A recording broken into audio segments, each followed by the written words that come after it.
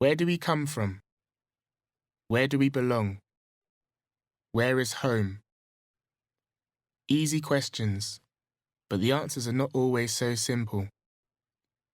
Family, culture, history. All these things connect in different and mysterious ways.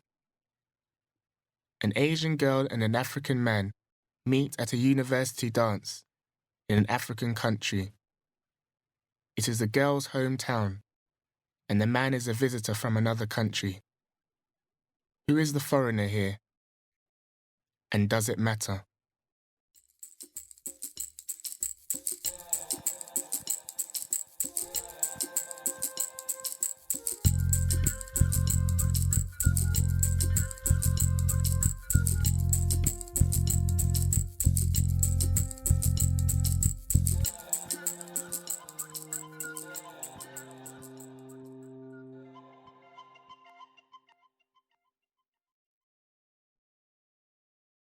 A band called Iblis was playing on the stage.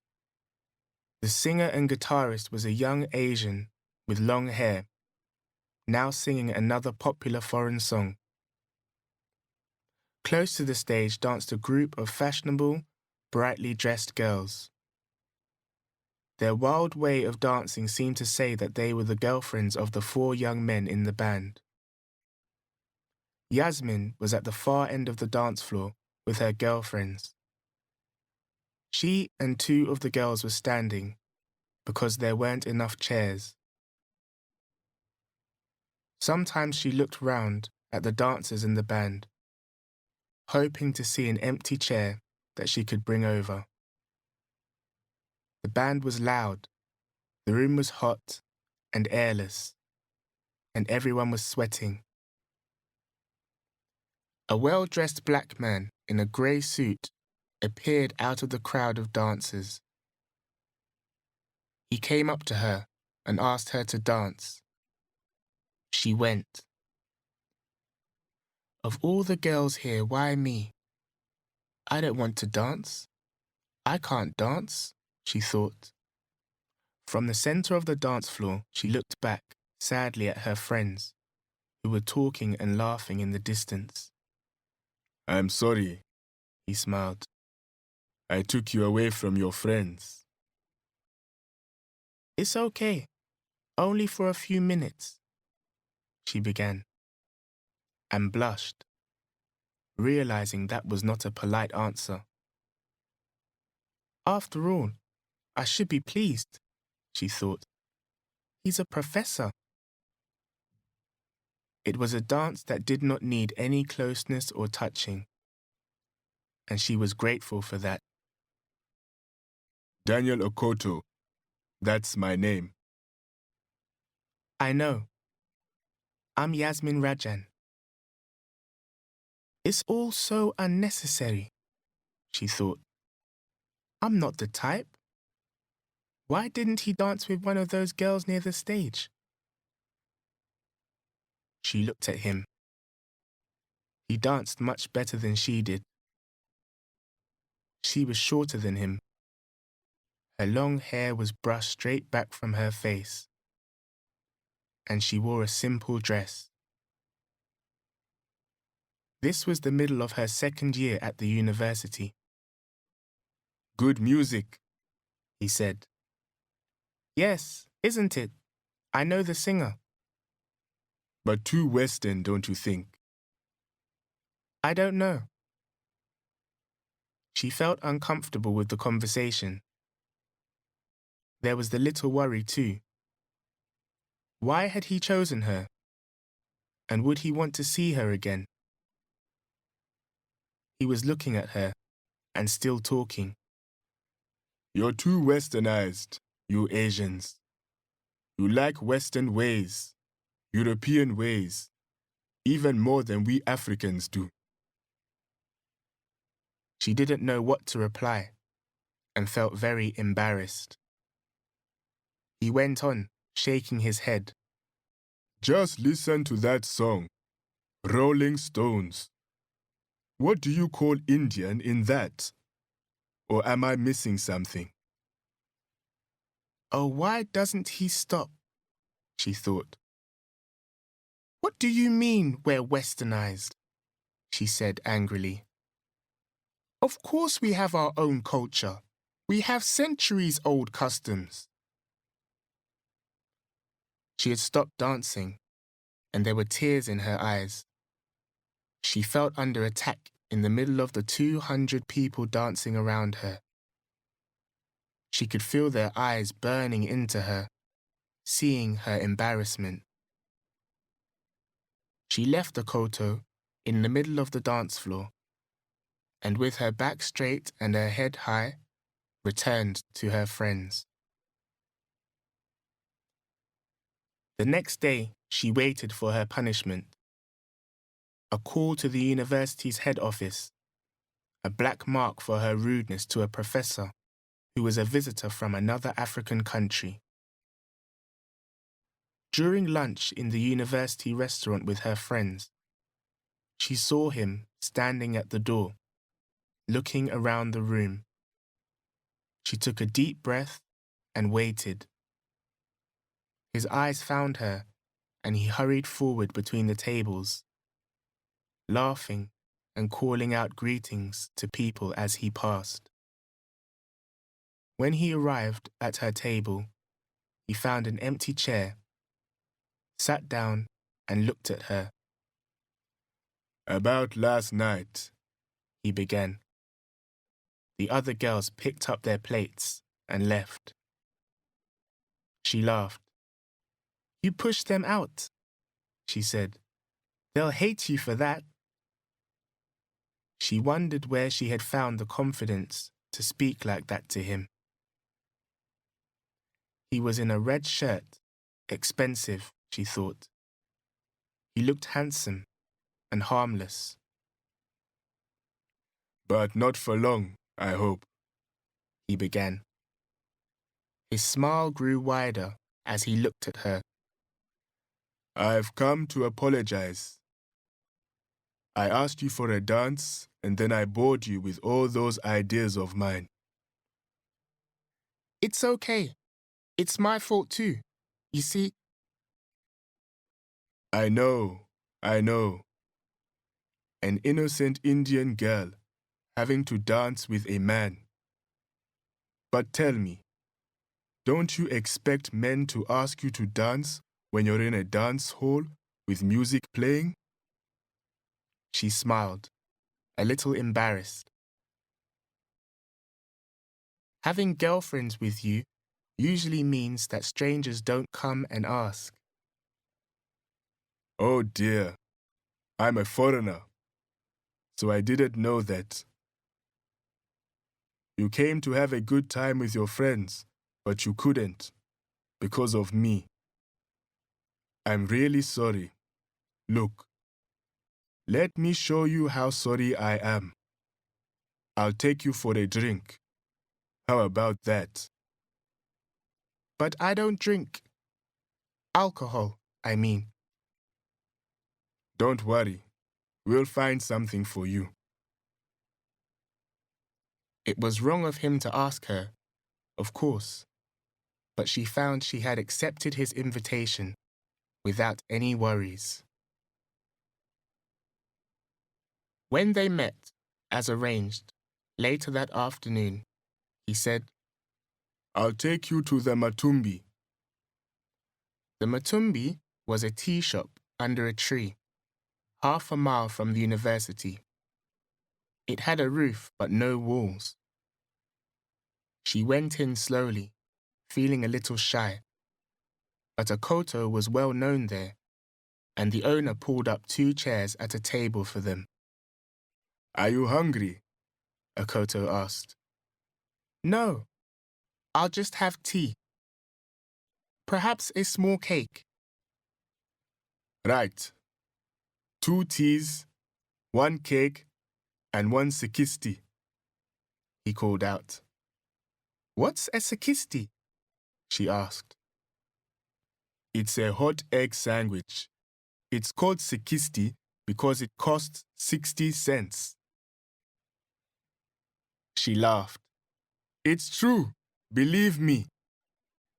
Akoto was a professor of sociology from Ghana. "What are you studying?" he asked her after their tea. "Literature." "Do you read any African writers?" "Yes. Soyinka, Achebe." "Things fall apart," he said. "The center cannot hold." She finished the words for him. He laughed. "What about Ngogi, Palengio, Omari?" She shook her head. She hadn't heard of them. "New local writers. You should read Nuru Omari. Wait for me. That's her first book. I could lend it to you if you want." "It's okay. I'll borrow it from the library." He looked very surprised. "But it'll take a long time for the library to get it." "I'll wait. I don't have much time right now." "All right." He was annoyed. At last, when he saw that she was a little restless, he said, "Well, now that I've apologized, I hope, well, perhaps we can go." "I am studying literature, and I have no time to read the most recent books," she thought. She felt ashamed. When she saw him again, several days later, he did not appear to notice her. "He knows I'm not interested," she thought. "So why did I go to the tea shop with him? Because he's so different, so confident, so intelligent. He's a real gentleman. Ah, that's it. He said we Asians are westernized. But what about him? He's a perfect English gentleman himself. I'll tell him that." "Dear Professor Akoto," she wrote, "I wanted to tell you something. You called us Asians westernized. Well, have you looked at yourself recently? Your language, your clothes, a suit even in hot weather. You are just like an English gentleman yourself. Yours sincerely, Yasmin Rajan. P.S. Could I borrow Omari's weight for me from you after all? Thanks." She put the note under his office door. The next day, he came to find her at lunchtime again. "You're quite right," he said. "Although I'm not sure I completely agree. But let's not argue. Let me show you my library. You can borrow any book you like." He took her to his house, and when he opened the door of his sitting room, her eyes opened wide in surprise. 3 of the walls were covered with books. She had never before seen so many books which belonged to one person. "You've read all these books?" she asked. "Well, I wouldn't." "Lucky you. You must know so much." "Oh, not really." "Do you also write?" "Yes, but none of my writing is published yet." He had ideas about African literature. Today's writers are going back to their beginnings, digging deep. And that's what I'm trying to do, dig. So you can understand why I worry about what's real and what isn't. They went to the Matumbi that evening. She had her first sikisti and talked about her family. "My father had a pawn shop, but pawn shops are no longer allowed. So now he has a shop which makes men's clothes. Tell me, do you think pawn shops are a bad thing?" "Well, I think they're bad for poor people. They have to pay an awful lot to get their things back." "But where can poor people borrow money from? Not the banks." And you should see the kind of things they bring to the pawn shop. Old watches, broken bicycles, sometimes clothes. We have 3 old gramophones that we can't sell. Is that right? Can I look at them? Perhaps I'll buy one. I like unfashionable old things. So one afternoon, Yasmin took him to her father's shop to show him the old gramophones. He entered the shop alone, while Yasmin went round to the back of the building where the family lived. Her father came to meet Akoto. "Come in, Bwana. What can I get for you?" I came with Yasmin, Akoto explained in his bad Swahili. For a gramophone. "Ah, yes, the professor. Sit, Bwana, sit." While Yasmin's father showed Akoto the gramophones, Yasmin was inside the house, talking to her mother. "How can you bring him here like this?" said her mother, angrily. "What will the neighbors think? I'm so ashamed." "But, Mummy, he is a professor." "I don't care if he's a professor's father." By the time Akoto had left the shop with his gramophone, Yasmin's mother was wild with anger. "You do not have friendships with men, not with men who we don't know." "The world is not ready for it," said Yasmin's father quietly. "You stay out of it," his wife screamed. "This is between Yasmin and me."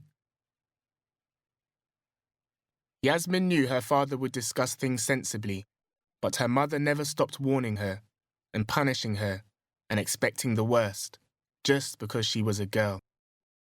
Yasmin's 3 brothers did not have this problem. "What do you know of him? With an Asian man, even if he's very bad, you know what to expect. But with him?" Her mother went on shouting and screaming like this for hours. By the end of the day, Yasmin felt half dead with tiredness. It was more than a week before she and Akoto met again. "Where do you eat lunch these days?" he said, smiling. "You're the perfect salesman. You sell me an old gramophone and disappear. Are you afraid I'll return it?" She said something polite and walked quickly away. Later, she returned the books that she had borrowed from him and refused an invitation to the Matumbi. She did not go to the end of year dance, but her friends told her what happened there. Professor Akoto sat alone at a table for a while and drank quite a lot. He got into a fight with Mr. Sharp of the boys' school. Then he left. India was not just the past, or the close circle of family, neighbours and friends. India was a place, a culture, one of the great nations of the world. And during the holidays, Yasmin discovered India. She read endlessly and asked her father about it. Here in Africa, she was an Asian, an Indian. But up to now, she had known almost nothing about India. At first, her search for her own past seemed to put a distance between her and Akoto, the African. But this was what he had talked about, digging deep, finding what was real. So in a strange way, her search also brought her closer to him. The world seemed a smaller place when she went back to university. Smaller, but exciting, full of people doing their best, fighting, loving, staying alive. And she was one of those people. People who were locked into their own histories and customs were like prisoners, she thought. But sometimes the old patterns were broken, and things changed. Lives changed. The world changed. She was part of that change, she decided. A month later, Yasmin's father was lifting boxes in his shop when he felt a pain in his heart. The doctor was called, but arrived late, and by then, Yasmin's father was dead. Daniel Okoto came to the funeral. He sat on the ground among the men, sweating and uncomfortable, trying to sit with his legs crossed. A black face in a sea of patient brown Asian faces. Someone saw how uncomfortable he was and put out a chair for him by the wall. From there, Okoto could see clearly across the room. Mrs. Rajan sat beside the dead man, crying. When she looked up, she saw Okoto through her tears and lost control. You! She screamed. What are you doing here? What kind of man are you who comes to take away my daughter, even in my sadness? Who asked you to come? Go away! People turned to stare. Okoto gave an apologetic smile. Go! Said the woman wildly, pointing a finger at the door. No one else said a word. Okoto stood up, bent his head respectfully towards the dead man, and left the room. A week later, Yasmin knocked at his door late in the evening and found him in. Come in, he said, putting away his pipe. I've come to apologize for what happened at the funeral. It's all right. People aren't at their best at a funeral. But perhaps they're more honest. He watched her face carefully. You must think we're awful. You're a professor. You know so much. You're a great man. No, I don't think you're awful. And don't call me a great man. She began to laugh, a little wildly.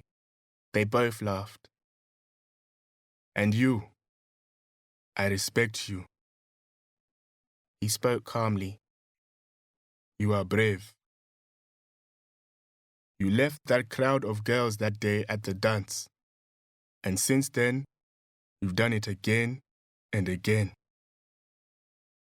It's brave what you've done. Trying to break away from family, friends, the old customs, the old ways.